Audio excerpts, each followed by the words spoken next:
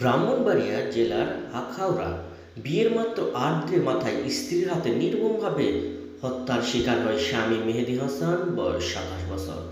শুক্রবার ২৬ মে দিবাগত মধ্যরাতে পৌর শহরের মসজিদ পাড়ায় এই ঘটনা ঘটে।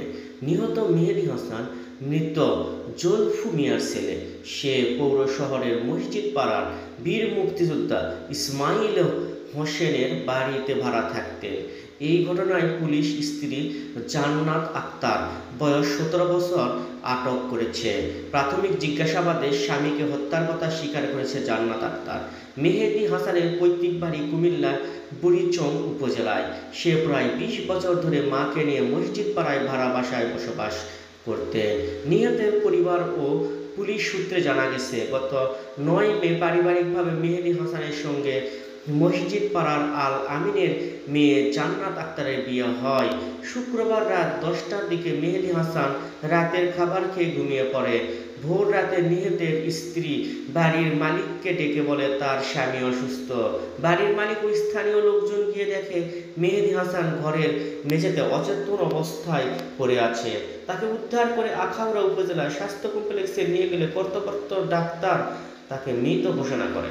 স্থানীয় সূত্রে আরও জানা যায়, জান্নাত আক্তারের বিয়ের আগ থেকেই অন্য এক ছেলের সঙ্গে প্রেমের সম্পর্ক ছিল। বিয়ের পরও সেই সম্পর্ক অব্যাহত ছিল। সে তার স্বামীকে মেনে নিতে পারছিল না। প্রেমের সম্পর্কের কারণেই স্বামীকে হত্যা করতে পারে অভিযোগ করেছে নিহতের পরিবার। নিহত মেহেদী হাসানের মা বকুল বেগম কান্না জড়িত কণ্ঠে বলেন, ৮ দিন হয়েছে আমার ছেলে বিয়ে করছে, বইয়ের অন্য ছেলের সাথে সম্পর্ক ছিল, সে আমার ছেলেকে হত্যা করেছে, আমার ছেলের হত্যার বিচার চাই।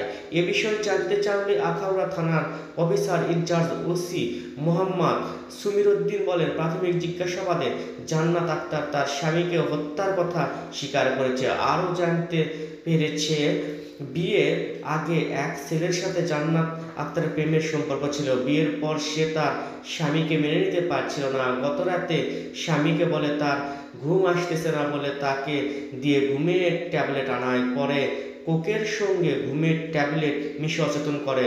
পরে বালিশ চাপা দিয়ে শ্বাসরুদ্ধ করে স্বামীকে হত্যা করে।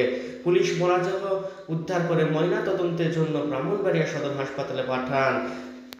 মেয়ে আরও বলে যে বিয়ের ৮ম রাতে তার উপর ৫-৬ বার যৌন সম্পর্কের জন্য আবেদন করে, কিন্তু এতবার যৌন সম্পর্ক সে সহ্য করতে পারছিল না, তাই বিরক্তি হয়ে তাকে খুন করেছে।